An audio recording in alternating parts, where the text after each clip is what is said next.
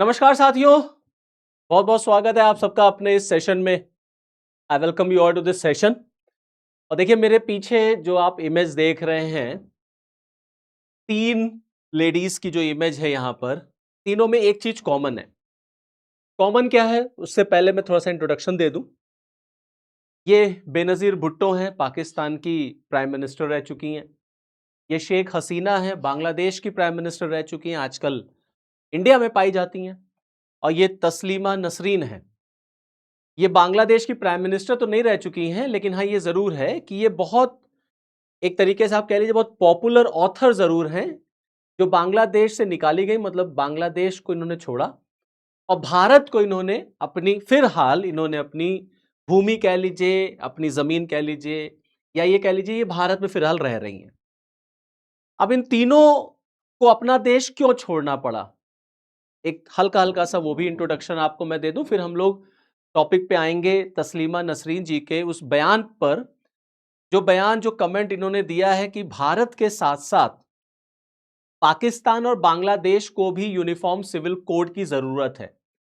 आप देख ही रहे होंगे भारत में यूसीसी को लेकर के कितनी चर्चा होती रहती है, अलग अलग राज्यों में यूनिफॉर्म सिविल कोड को इंप्लीमेंट करने की तैयारी चल भी रही है, खासतौर से वहां जहां बीजेपी की सरकार है, वहां पर यूनिफॉर्म सिविल कोड को इंप्लीमेंट करने के लिए सरकार बहुत तेजी से काम कर रही है।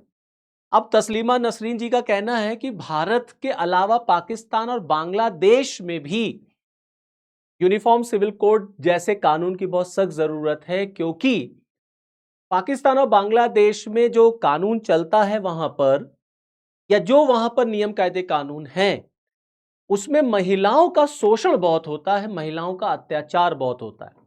और अगर यूनिफॉर्म सिविल कोड आ जाएगा इस पूरे इंडियन सब कॉन्टिनेंट में, तो कहीं ना कहीं महिलाओं के अधिकार सुरक्षित होंगे, महिलाओं को न्याय यहां पर मिल पाएगा, ऐसा इनका कहना है।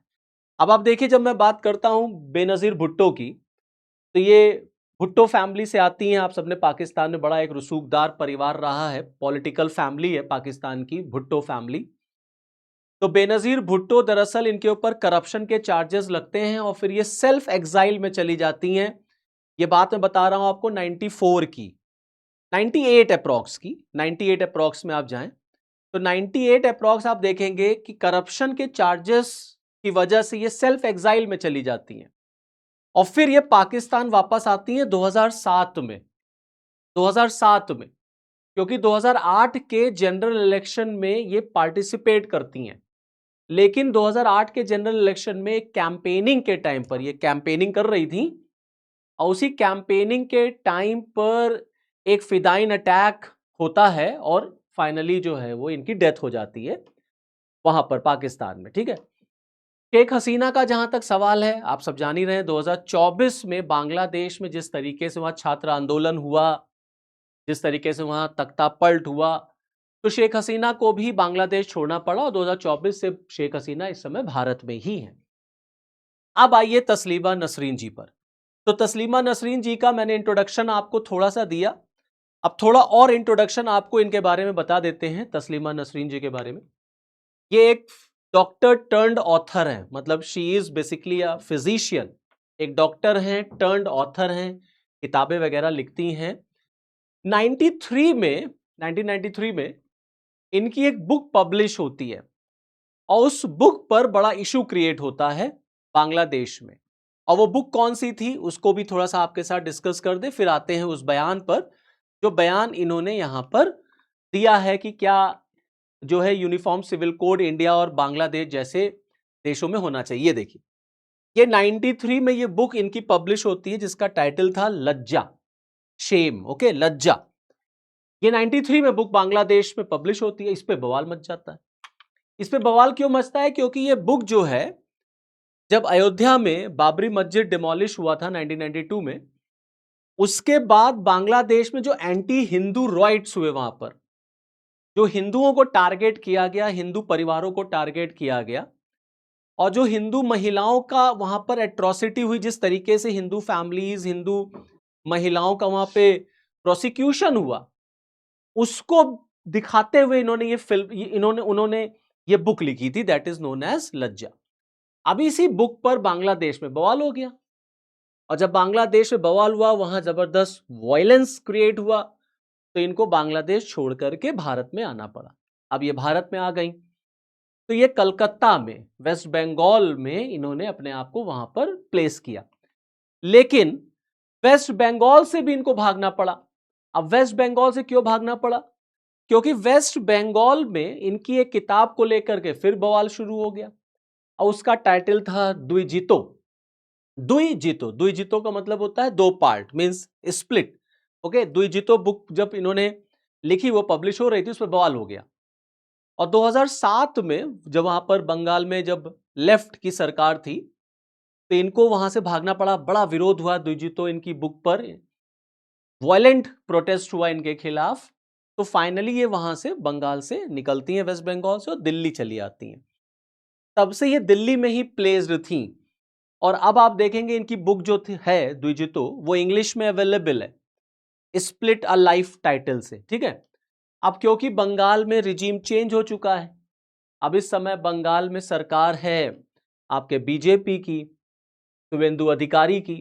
तो आप देखिए 19-20 सालों के बाद तस्लीमा नसरीन जो हैं वो आपको बंगाल में जाती हुई नजर आई। आपने देखा होगा अभी 2-3 दिन पहले वो बंगाल पहुंची, बड़ा जबरदस्त उनका स्वागत हुआ। वहीं बंगाल से उन्होंने ये स्टेटमेंट दिया है, और स्टेटमेंट क्या है? Taslima Nasrin backs uniform civil code in India, calls for similar laws in Bangladesh and Pakistan. इनका मानना है कि बांग्लादेश और पाकिस्तान में जिस तरीके से फंडामेंटलिस्ट लोग रहते हैं, एक्सट्रीमिस्ट लोग जो हैं वहां पर, इस्लामिक रेडिकलिज्म जिस तरीके से वहां पर डोमिनेट करता है, उसकी वजह से लड़कियां, महिलाएं जो हैं वो सबसे ज्यादा टारगेट पर रहती हैं। क्या आप देख भी सकते हैं। इसीलिए आप देखेंगे तस्लीमा नसरीन का मुस्लिम कम्युनिटी में जबरदस्त विरोध होता है। बांग्लादेश में इतना विरोध क्यों हुआ? क्योंकि ये एंटी फंडामेंटलिस्ट ज्यादा रहती हैं। ये अपनी बातों से, अपने नॉवल से, अपनी राइटिंग से समाज के जो एक्सट्रीमिस्ट लोग होते हैं, जो आइडियोलॉजीज है ना, उसको ये ज्यादा हिट करती। जैसे मैंने आपको बताया, लज्जा जो इनकी बुक आई, उसका विरोध होने लग गया। उसमें भी क्योंकि फंडामेंटलिस्ट लोगों को ही टारगेट किया गया था। ऐसे ही जब इनकी बुक द्विजितो आई, वहां पर भी ऐसे ही इशू क्रिएट हुआ। तो इनका मानना यही है कि भारत में जैसे यूनिफॉर्म सिविल कोड की बात हो रही है, अब यूनिफॉर्म सिविल कोड क्या है, थोड़ा सा आप ये भी समझ लीजिए। नो, इंडियन कॉन्स्टिट्यूशन का डायरेक्टिव प्रिंसिपल अगर आप देखेंगे आर्टिकल 44, तो वहां पर राज्य से यह कहा गया है कि अगर राज्य को ऐसा लगे कि एक बेहतर माहौल तैयार हो चुका है, तो राज्य को यूनिफॉर्म सिविल कोड को इंप्लीमेंट करना चाहिए। डायरेक्टिव प्रिंसिपल में रखा गया है, फंडामेंटल राइट में नहीं है ये। यूनिफॉर्म सिविल कोड का मतलब है यूनिफॉर्म सिविल कोड, मतलब जहां तक सिविल मैटर्स हैं, क्रिमिनल नहीं। क्रिमिनल मैटर में तो ऑलरेडी कानून एक जैसा है। भाई देखिए, ऐसा है कि अगर कोई हिंदू क्राइम करता है, मर्डर करता है, तो उसको भी उतना ही पनिशमेंट है। कोई मुसलमान क्राइम करेगा तो उसको भी उतना ही पनिशमेंट है। But when it comes to civil matter, जैसे शादी है, डाइवोर्स का मैटर है, प्रॉपर्टी राइट्स हैं, सक्सेशन है, बच्चों को अडॉप्ट करना है, ये सारे जो सिविल मैटर्स हैं, इसमें कानून चेंज हो जाता है। जैसे मुस्लिम पर्सनल लॉ अलग हो जाएगा, हिंदू पर्सनल लॉ अलग हो जाएगा। तो जैसे डाइवोर्स का ही मैटर है, तो डाइवोर्स के मैटर में आप देखेंगे कि हिंदुओं में अगर डाइवोर्स है, तो डाइवोर्स आप इस तरीके से नहीं दे सकते कि हस्बैंड ने एक ही फ्लो में 3 बार तलाक बोल दिया और तलाक हो गया। आपको उसके लिए पूरा प्रोसेस फॉलो करना पड़ेगा, और दोनों पार्टनर, मेल और female, they either of these two can go for divorce. Okay, लेकिन मुस्लिम कम्युनिटी में तो फिर वो मुस्लिम पर्सनल लॉ में चला जाता है। फिर वहां रिलीजियस चीजें इन्वॉल्व हो जाती हैं, और शाहबानो का केस आपको पता ही होगा, शाहबानो से लेके सायरा बानो तक यही सब मैटर चला। तो एक डिमांड उठी भारत में भी कि भारत में यूनिफॉर्म सिविल कोड इंप्लीमेंट करने का अब समय आ चुका है। रियल सेकुलरिज्म का मतलब ही यही है कि यूनिफॉर्म सिविल कोड होना चाहिए, वरना आप अपीजमेंट की पॉलिसी करने लग जाते हैं। एक धर्म विशेष का वोट लेने के लिए आप उसकी तरफ ज्यादा फेवर करने लग जाते हैं। ऐसा भारत में देखने को मिला। सुप्रीम कोर्ट ने भी कई बार कहा कि नहीं, यूनिफॉर्म सिविल कोड इंडिया में होना चाहिए। तो अब आप देखेंगे कई राज्यों में, स्पेशली आपके जहां बीजेपी रूल्ड हैं, उत्तराखंड है, बंगाल हो गया, गुजरात है आपका, तमाम ऐसे राज्य, मध्य प्रदेश है आपका, जहां पर यूनिफॉर्म सिविल कोड को इंप्लीमेंट करने के लिए, असम है आपका, यूनिफॉर्म सिविल कोड को इंप्लीमेंट करने की पूरी पूरी तैयारी हो गई है। ठीक है, अब उसके एंटी में भी है, मुस्लिम कम्युनिटी का ये मानना है कि ये मुसलमानों के खिलाफ होगा, मुसलमानों को डराने के लिए है, वगैरह वगैरह, मैं उसमें नहीं जानना चाहता। लेकिन तस्लीमा नसरीन जी का भी यही कहना है कि बांग्लादेश में और पाकिस्तान में भी यूनिफॉर्म सिविल कोड होना जरूरी है, क्योंकि अल्टीमेटली वहां पर भी सबसे ज्यादा जो एक्सप्लॉइटेड, सबसे ज्यादा जो शोषित वर्ग है, सबसे खराब स्थिति में जो है वो महिलाएं हैं। मतलब कहने को तो उनके फंडामेंटल राइट्स हैं, लेकिन दिए नहीं जाते, महिलाओं को प्रॉपर्टी राइट नहीं मिलता, महिलाओं में गरीबी दर बहुत अधिक है इन देशों में, धर्म के नाम पर या धर्म के अकॉर्डिंगली या धर्म की वजह से कहीं ना कहीं महिलाओं के साथ न्याय नहीं हो पाता पाकिस्तान और बांग्लादेश दोनों में। अब पाकिस्तान और बांग्लादेश में हम सब जानते हैं कि देखिए बांग्लादेश का फॉर्मेशन कैसे हुआ, पाकिस्तान का फॉर्मेशन कैसे हुआ, दोनों वहां पर मुस्लिम कंट्रीज, वहां पर बहुत हद तक कहने को तो संविधान है, लेकिन एक्चुअली में इन दोनों देशों में ना प्योरली ये कॉन्स्टिट्यूशन को फॉलो कर पाते हैं, ना प्योरली ये शरिया लॉ को फॉलो कर पाते हैं। अगर आप प्योरली संविधान के अकॉर्डिंग चलेंगे तो यहाँ के जो फंडामेंटलिस्ट हैं वो आपका विरोध करेंगे। शेख हसीना सबसे अच्छा एग्जाम्पल है। पाकिस्तान में तो आप भूल ही जाइए कि वहां प्योरली संविधान इंप्लीमेंट होगा। तो जो वहां पर इस्लामिक फंडामेंटलिस्ट एक्सट्रीमिस्ट लोग हैं ना, उनके इशारे, उनके मतलब उनके निशाने पर महिलाएं आती हैं। महिलाएं ये नहीं करेंगी, महिलाएं वो नहीं करेंगी, महिलाएं ऐसे रहेंगी, महिलाएं वैसे रहेंगी, इतने बच्चे पैदा करेंगी, ये नहीं पढ़ सकती, वो नहीं पढ़ सकती, आप सिनेमा नहीं दे सकती, आप गा नहीं सकती, आप ये नहीं खेल सकती, आप वो नहीं खेल सकती। मतलब ऐसे ही आप तालिबान में देख लीजिए, अफगानिस्तान में देख लीजिए। तो एक ओपन माइंडेड पर्सन होने की वजह से, फेमिनिस्ट ऑथर होने की वजह से इनका थोड़ा सा महिलाओं की तरफ झुकाव ज्यादा रहता है। तो इनका मानना यही है कि नहीं, भारत की तरह पाकिस्तान और बांग्लादेश में भी यूनिफॉर्म सिविल कोड होना चाहिए। अब आपको यूनिफॉर्म सिविल कोड थोड़ा सा समझ में आया होगा, little bit I have discussed, okay.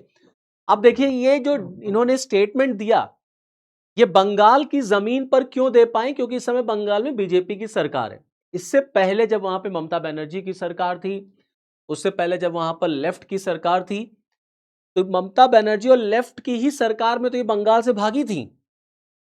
अब ये बंगाल वापस पहुंची हैं और बंगाल सरकार ने भी, अभी शिवेंदु अधिकारी की गवर्नमेंट ने भी ये डिसाइड किया है, डिक्लेयर किया है कि उन्होंने भी एक कमेटी बनाई है यूनिफॉर्म सिविल कोड को ड्राफ्ट करने के लिए। अब बंगाल में भी इसकी तैयारी चल रही है कि यूनिफॉर्म सिविल कोड इंप्लीमेंट होना चाहिए। तो यूनिफॉर्म सिविल कोड बंगाल जैसे कई राज्यों में, साथ ही साथ में भारत में भी सुप्रीम कोर्ट ऑलरेडी कई बार ये कह चुका है नहीं यूनिफॉर्म सिविल कोड इंप्लीमेंट हो, और पाकिस्तान और बांग्लादेश में भी यूनिफॉर्म सिविल कोड इंप्लीमेंट हो, ऐसा इनका मानना है। अब मैं कुछ आंकड़े आपके सामने रखना चाहता हूं। आप देखिए द डेली स्टार की एक रिपोर्ट आई, जब मैं सर्च कर रहा था कि जरा देखें बांग्लादेश में और पाकिस्तान में महिलाओं के अगेंस्ट जो क्राइम होते हैं उनका क्या स्टैंड है, क्या उनका फैक्ट्स और फिगर्स हैं। तो अब देखिए द डेली स्टार की रिपोर्ट है, violence against women a deep national crisis. ये बांग्लादेश का है, violence against women a deep national crisis. मतलब महिलाओं के प्रति अत्याचार जो बांग्लादेश में होता है वो नेशनल क्राइसिस है। और कुछ फिगर्स आप देख लीजिए, ये फिगर दिखाते हैं कि बांग्लादेश में किस तरीके से महिलाओं के प्रति अत्याचार होता है, कैसे महिलाएं वहां पर सॉफ्ट टारगेट हो जाती हैं when it comes to radicalist people. तो जो रेडिकल, जो फंडामेंटलिस्ट हैं, उनके लिए महिलाओं का शोषण करना बड़ा सॉफ्ट टारगेट है। जैसे देखिए 756 adult women murdered, 376 adult women raped, 142 girl children raped, 117 girl children faced attempted rape, 125 adult women sexually harassed. तो कुल मिलाकर के औरतों को, लड़कियों को, महिलाओं को सिर्फ एक सेक्सुअल ऑब्जेक्ट माना जाता है। मतलब ये ट्रीट किया जाता है कि तुम्हारा जन्म जो है वो सिर्फ और सिर्फ पुरुषों को, मर्दों को खुश करने के लिए हुआ है, and you are nothing more than a sexual object. तो आपका काम सिर्फ और सिर्फ एक ही है, वो है ज़्यादा से ज़्यादा बच्चे पैदा करना। तो इसीलिए आप देखेंगे बांग्लादेश में और पाकिस्तान में ऐसी घटनाएं आपको ज़्यादा देखने को मिलेंगी। महिलाओं की वहाँ कोई सुनता नहीं है। अल्टीमेटली जो पुरुष प्रधान समाज है, फिर वो महिलाओं की बात आगे तक जाने नहीं देता। और कहने को डेमोक्रेसी है, बट कोई डेमोक्रेसी नहीं है। महिलाओं का पार्टिसिपेशन नहीं हो पाता पॉलिटिकली, तो वो अपनी बात कह नहीं पाती। ठीक है, यूनिफॉर्म सिविल कोड अगर आता है तो बहुत हद तक उनको कुछ रिलीफ मिलेगा, ऐसा तस्लीमा नसरीन का कहना। अब आएगा कि नहीं आएगा, दैट्स अ डिफरेंट थिंग। अब आइए जरा पाकिस्तान में आइए। पाकिस्तान की स्थिति तो और खराब है। अब आप देखिए, अगर मैं पाकिस्तान की आपको बात बताऊं तो पाकिस्तान के आंकड़े आपको दिखाता हूं। देखिए, 28% of women aged 15 to 49 have experienced physical violence and 6% have experienced sexual violence.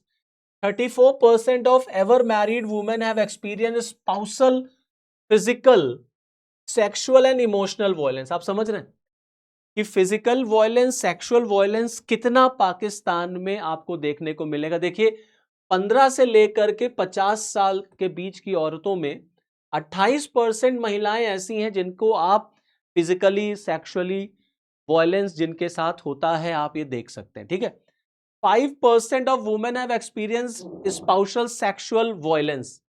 ठीक, 56% of women who have experienced any type of physical or sexual violence have not sought help and or talked with anyone about this violence. किससे बात करें, किसको सुनाएं, कोई सुनता नहीं, कोई सुनेगा ही नहीं आपकी बात। तो लगातार वायलेंस जो है उनके ऊपर होता ही चला जाता है। ये मैं पाकिस्तान के आंकड़े आपके सामने रख रहा हूं। आप देखिए, according to Pakistan demographic and health survey, 18% girl, 20 से 24 साल के बीच की 18% लड़कियां जो हैं बिफोर मैरिड, मतलब were married before the age of 18, 18 साल से पहले ही उनकी शादी हो जाती है। 18 साल से कम उम्र में ही उनकी शादी हो जाती है। इतना इस लड़कियों की जो तादाद है वो 18% है। 20 से 24 एज में अगर आप देखेंगे तो 18 उम्र से कम में आप देखिए उनकी शादी कर दी जाएगी। 3.6% women married before the age of 15, 15 साल से कम उम्र में भी शादी कर दी जाती है। अब आप समझिए, 18 साल से कम उम्र में शादी, 15 साल से कम उम्र में शादी, इसका मतलब है कोई मिनिमम एज नहीं है शादी की। अगर है भी तो कोई उसको फॉलो नहीं करता, क्योंकि रिलीजियस डोमिनेंस बहुत है पाकिस्तान में और बांग्लादेश दोनों जगहों पर। धर्म के आधार पर चीज़ों को देखा जाता है। महिलाओं को एक लिमिट से ज़्यादा पढ़ना नहीं अलाउड है, पढ़ाई लिखाई का कोई लेना देना नहीं है, तो लिटरेसी रेट बहुत कम है। तो ऑब्वियस सी बात है, लिटरेसी रेट कम होगी तो अपने अधिकारों की डिमांड कैसे हो पाएगी।